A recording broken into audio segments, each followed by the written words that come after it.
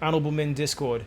Rest in peace, Officer Islam, as well as the others who also perished in Monday's shooting.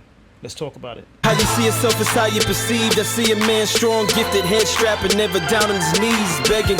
Gotta make a way, even in my darkest hour. Say the odds against me was new. I would never cower. As always, welcome back to another episode. If you haven't already, hit the subscribe button, hit the like button, hit the notification button. So for those of you who are unaware, on Monday, there was an active shooter that walked into one of the commercial buildings in Manhattan. I found out about it at the time. I was actually in Manhattan, in Lower Manhattan, around 28th Street, and this took place further uptown. And the active shooter went inside of a commercial building and unfortunately took some lives in the process. But if you're familiar with this story, which broke immediately on Monday, here's the news report courtesy of CBS News, and then we'll talk about it after.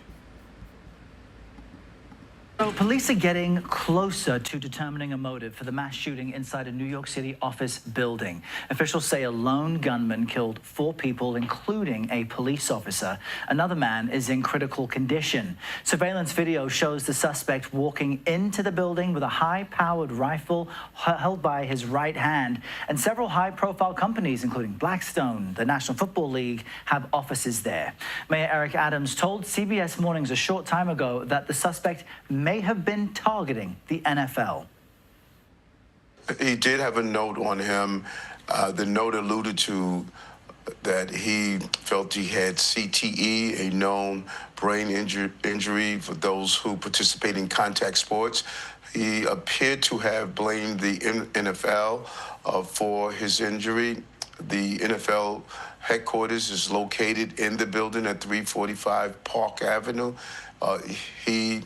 From our preliminary investigation, he took the wrong elevator bank up to the NFL headquarters. Instead, it took him to Rudin Management, and that is where he carried out additional shootings and took the lives of additional employees. A lot of interesting information there. CBS News correspondent Lilia Luciano joins us now from near the scene. Good morning to you, Lilia. Tell us more about this note and how exactly investigators are trying to retrace the suspect's steps. Well, Errol, what we are learning this morning, as you heard from Mayor Eric Adams, is that they're getting closer to a motive. That in this note that they found, of course, they have not released the note, some grievances where he may have been blaming the NFL for what he perceived to be CTE, a brain injury.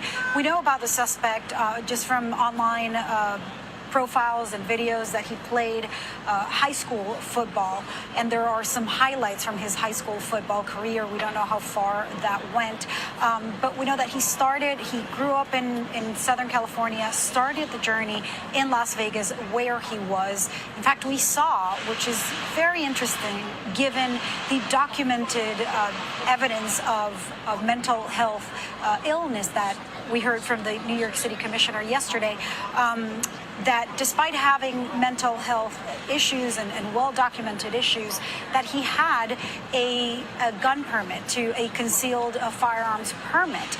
And of course, that would have allowed him to buy the weapons, not just the military-style rifle with which he went into this building. You can still see, I don't know if you can see it on my shot because it's a little bit far, but the shattered glass from when he went into the lobby and started shooting. Then, according to Mayor Eric Adams, he may have been wanting to get to the 5th floor where the NFL headquarters were, but got into the wrong elevator, ended up in the 33rd floor, and ended up killing a victim up there in that 33rd floor. He crossed various states. He was in Vegas, he was in Colorado, Nebraska. It all started on Saturday and finally arrived in New York after he was last spotted in New Jersey 2 hours before the shooting. Landed here just before 6:30 p.m., rush hour, broad daylight as it is summer, and just walked into that building and started shooting. Yeah, there's still a sense of shock in the city. We're within the first 24 hours of this, so all this information is new, and you wonder if he had mental health issues, how does that square with such premeditation that would be necessary to plan a cross-country trip and do this? So there's so many questions about him. What are we learning about the multiple victims of this shooting? Well, the first victim who was named by police is NYPD Officer Didarul Islam of the 47th Precinct. We know that he had been in the NYPD since 2021, that he is an immigrant from Bangladesh, that he has 2 young sons, and that his wife is pregnant with their 3rd child. We've also learned from Blackstone that one of the victims killed is Wesley Lepotner. I don't want to get the name wrong. Wesley Lepotner. She was an executive with the company. She had worked before that at Goldman Sachs. She was, according to her LinkedIn profile, graduated summa cum laude from Yale University in 2003 and was recently voted in the Board of Trustees of the Met Museum here in New York. The company, Blackstone, described her as somebody who was brilliant, passionate, generous, and deeply respected.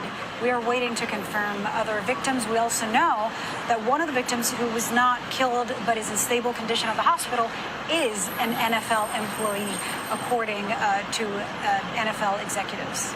Wow, so much heartbreak, and I think a security guard also in critical condition. We'll keep looking into this hour right now and throughout the day. Lilia, thank you so much reporting there on the scene. We want to jump now to retired FBI Special Agent Mary O'Toole. Mary, you're the Director Director of the Forensic Science Program at George Mason University. Good morning. Great to have you back with us. Let's start with mental health and CTE, since these are our early clues as to what was happening with the suspect. The mayor mentioned he may have had 2 prior psychiatric holds, and this note mentions CTE. What does that mean for what detectives will be looking into now? That's a great question. So what they'll be looking into is what was the basis for the mental health hold that he had, I think, in 2022 and then last year in 2024. What happened that precipitated that, and what were the behaviors that were associated with that? Was he threatening suicide at that time? Was he threatening harm to other people? Was he suffering from a severe depression? Usually a commitment is made if a person poses a threat to self or others. So understanding that becomes important.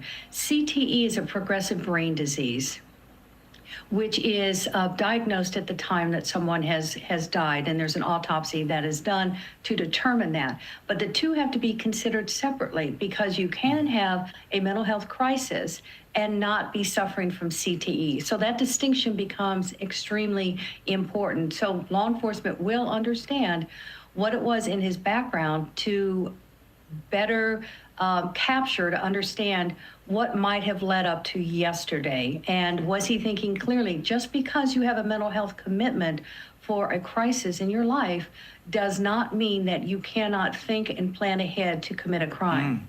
That's a very, very good point. And as far as we know, he had no relationship with the NFL. It's still very early. We're in the first day of when this has happened. But how will the NFL now work with the NYPD in determining if they were in fact targeted? Because it would be quite a serious escalation for this well-known organization.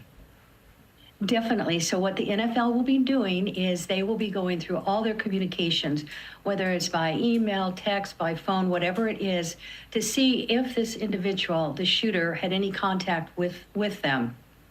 And if so, what was that contact? So that becomes very important, and they'll be able to establish that by talking to employees and simply going through all their communications.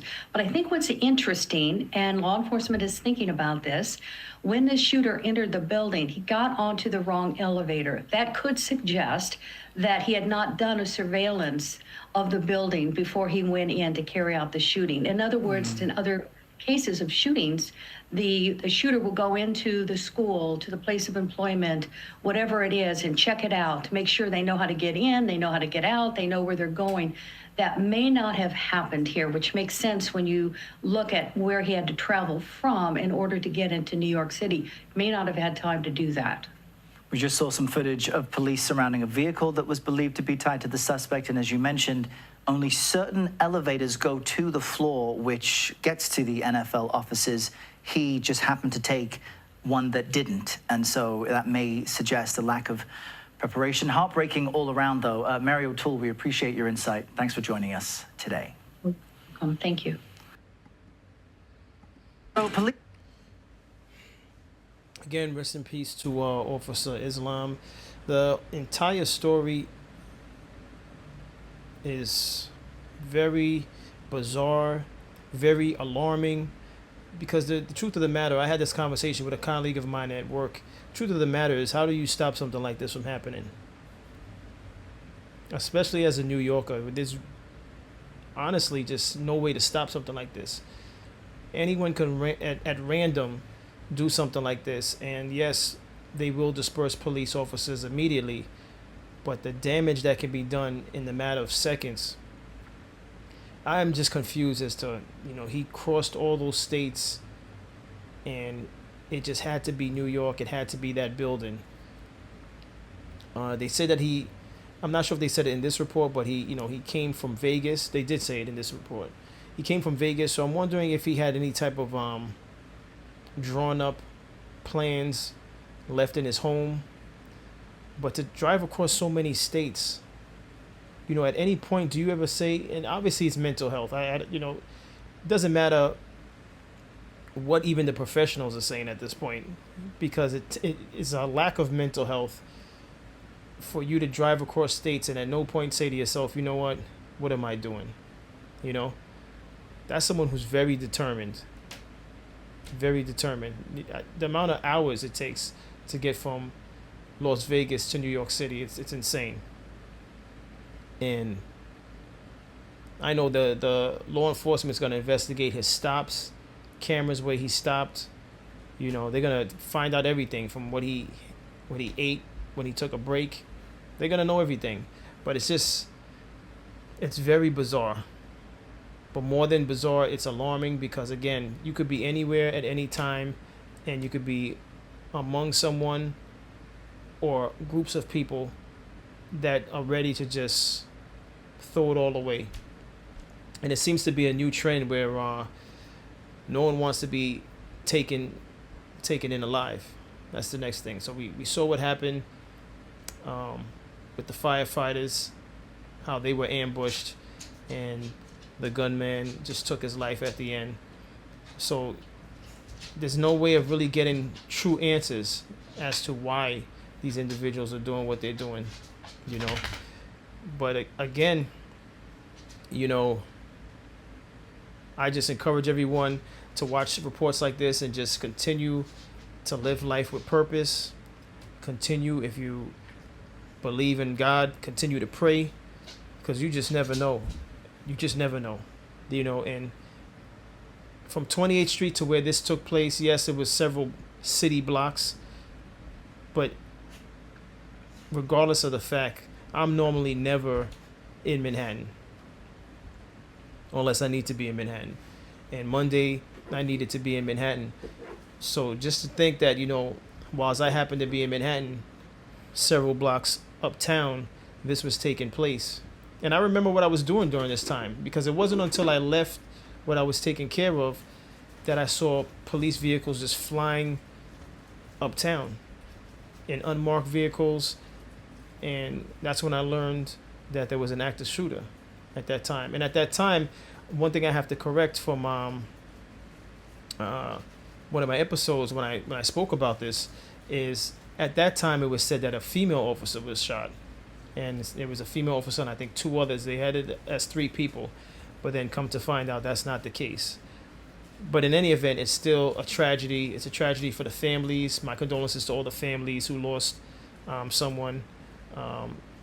And for the person that is fighting for their life, I hope that everything works out for them.